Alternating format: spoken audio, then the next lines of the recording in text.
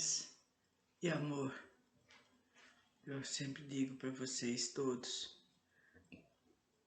e espero que aquilo que tem sido dito tenha sido contento de todos nós.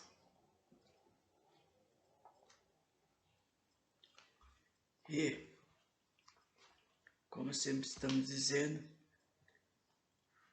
sobre o que Jesus disse, para todos nós: ninguém vai ao Pai a não ser por mim. Então aqui estamos tendo uma breve explicação de quem foi Jesus, quem é o Cristo planetário.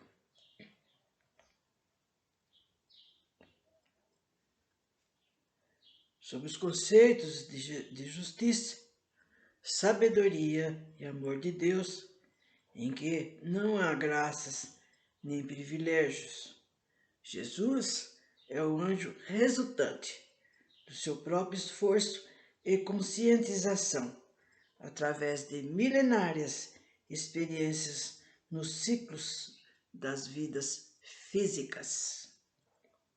Ele foi uma entidade primária cujos primeiros passos evolutivos tiveram início nas cavernas dos trogloditas. Cada espírito possui uma idade sideral correspondente ao seu tempo de conscientização no cosmos. Assim, o selvagem, que mal ultrapassa a linhagem animal, organizando os primeiros sons da palavra humana, ainda é um ser primaríssimo e brutal, comparada à figura de um homem comum civilizado. Todo espírito virgem e ignorante de sua própria origem cósmica e divina, num certo dia inicia sua própria conscientização de existir e dali por diante prossegue incessantemente desenvolvendo e aperfeiçoando a personificação espiritual. Embora qualquer espírito, quando adquire a noção de existir, ao se individualizar no seio da energia divina, parte de um momento dado, iniciando a diferença de sua consciência. E daí por diante, ele jamais será destruído ou desintegrado por toda a eternidade. Frisamos, pois, que todo espírito um dia nasce no seio do cosmos, passando a vibrar como um ser distinto e com noção de sua própria existência pessoal. Em face de ser criado, da existência de Deus, que é eterna, jamais desaparecerá depois de iniciar a sua própria individualidade. Sob o rude exemplo, diríamos que o espírito de cada homem é como gota do oceano, mas que um dia começou a ter noção pessoal de ser uma gota, embora sem desvincular-se do imenso oceano onde vive. O processo do nascimento, desenvolvimento, emancipação consciencial é absolutamente único, por cujo motivo o santo de hoje já foi o diabo de ontem, assim como o diabo de hoje será o santo de amanhã. Consequentemente, Hitler ainda será um Gandhi, porque Gandhi poderia ter sido também um Hitler, e Nero será um Francisco de Assis, porque Francisco de Assis poderia também ter sido Nero. Isso porque é o método de educação e conscientização do espírito no cosmos e baseado no amor e na sabedoria para atingir a beleza criadora. É evidente que se o Cristo planetário pôde atuar espiritualmente sobre o seu sublime medianeiro humano, que foi o Mestre Jesus, sob a implacabilidade do processo evolutivo que transforma os homens em anjos e anjos em arcanjos. Jesus ainda alcançará a graduação sublime de um futuro arcanjo. Também há de ser um Cristo, cujo estado espiritual indescritível é o amor absoluto, o qual então dinamiza a intimidade oculta da humanidade do seu orbe, para então chegar à fusão definitiva com Deus. O divino Logos da Terra, o Cristo, que interpenetra espiritualmente o vosso orbe, já atuou especificamente através de outros instrutores espirituais humanos, embora tenha sido Jesus de Nazaré o melhor canal. Manifestou-se por intermédio de Antúlio, o líder e filósofo da paz na Atlântida, Anfion, Numu, pioneiros de revelações espirituais nas regiões onde hoje constitui-se a Mesopotâmia. E assim por diante, incentivou Moisés na organização dos 10 mandamentos e Maomé para compor o Alcorão. O Cristo ainda inspirou Hermes no Egito, Zoroastro na Pérsia, Krishna na Índia, Buda na Ásia, sugerindo novos rumos à humanidade e situando modificações conforme o entendimento e a sensibilidade psíquica dos homens. Mas é imensa a diferença da tarefa de Moisés expondo a justiça divina sobre ameaças e castigos de Jeová, e o de Maomé convocando o povo sensual, belicoso, glutão, para exercício de fé, comparativamente a Buda, que pregava o domínio das paixões e a extinção dos desejos. Todos esses instrutores realizaram de modo satisfatório as suas tarefas delineadas pelo arcanjo da terra, mas só Jesus de Nazaré foi o missionário excelso e incomum, porque escreveu a mensagem libertadora do amor incondicional.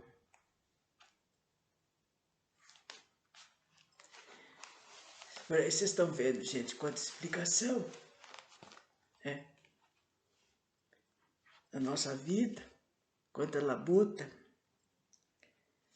E não vai ficar só nisso, porque existem outras coisas que nós também temos que ir aprendendo gradativamente. Indubitavelmente, o planeta Terra nunca deixou de pulsar, impregnado pela luz e pelo amor do seu Cristo. Mas o advento de Jesus em sua missão sacrificial significou a presença de um poderoso catalisador de luz crística a elevar a frequência inferior do orbe e ativar a essência divina. Lembra algo da lâmpada comum, que após sofrer uma ampliação em sua capacidade, também passa a absorver mais energia da usina e oferecer mais iluminação. E sob a catalisação dinâmica de Jesus, quase exaurindo-se psiquicamente em direção a Cristo, os povos da terra absorveram e fluíram mais luz crística para a sua periferia. Assim, os seus habitantes sentiram um novo estímulo de acesso espiritual, um convite oculto que anteriormente não existia por força da rudeza e densidade do primarismo animal. Então, como está falando, tudo ao seu tempo, tudo à sua hora. Então, depois de tantas labutas, de tanta pregação, de tantos ensinamentos, né, sempre preparando, sempre em prol e benefício do homem, né?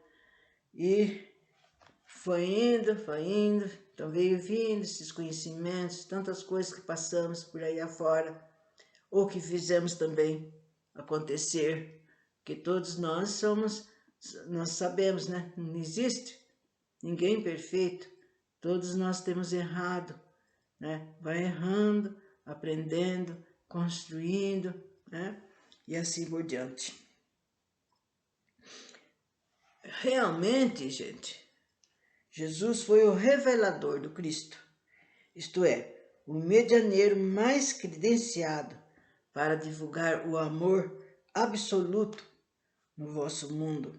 Pela sua consciência espiritual, fluiu e se fixou vigorosamente nas sombras terráqueas a luz crística, aflorando então a superfície da terra e tornando-se o caminho, a verdade e a vida.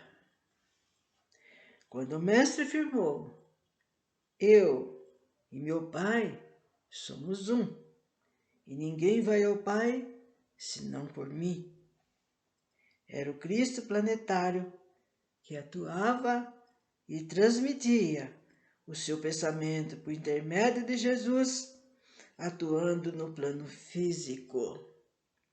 O ungido, o escolhido, ou o leito para materializar o verbo em vocábulos ou ideias acessíveis à mente humana, sob a égide do arcanjo planetário, foi realmente o homem-luz, retratado na figura magnética de Jesus de Nazaré.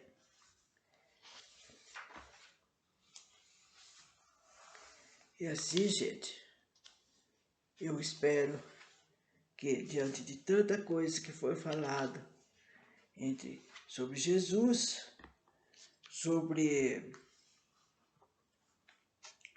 o nosso Cristo, né, planetário, você tem entendido, né? Tem entendido e tenham seguido, e queiram seguir, tenham vontade de seguir.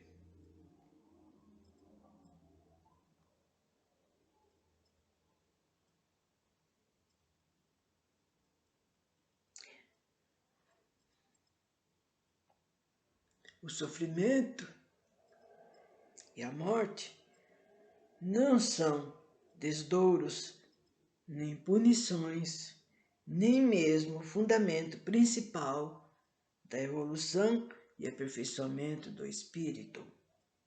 Em verdade, ambos são apenas a resultante da vida, fruto da reação natural da técnica usual para a conscientização do espírito no seu atrito com as asperezas e imperfeições das formas físicas. Assim, enquanto estudo, o labor, o serviço ao próximo é que realmente despertam e ativam o núcleo refulgente do espírito imortal no seu contato educativo com a matéria. O processo da dor e do sofrimento, então, desbastam e eliminam o residual inferior, funcionando no mesmo esquema ou operação angelitude. Então, acabando por hoje, finalizando falando sobre o que é, né, esse sofrimento e a morte, que às vezes a gente pensa, ai meu Deus, morreu aquela pessoa, ou então, ai, vai chegar a hora da minha morte, como se a gente fosse punido, como se a gente estivesse sendo castigado a perder um ente querido. Mas não é assim. Nós aprendemos que não existe, na realidade, nenhuma morte. Apenas uma passagem, né? Uma passagem, como a gente costuma falar, para o outro lado, onde a gente vai continuar, né? Falando as mesmas coisas, fazendo as mesmas coisas, para depois ir se engrenando. Não é por aí.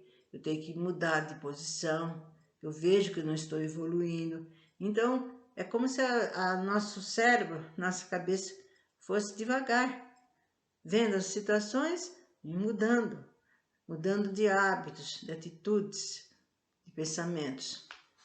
Então, até uma próxima, desejando a todos muita paz.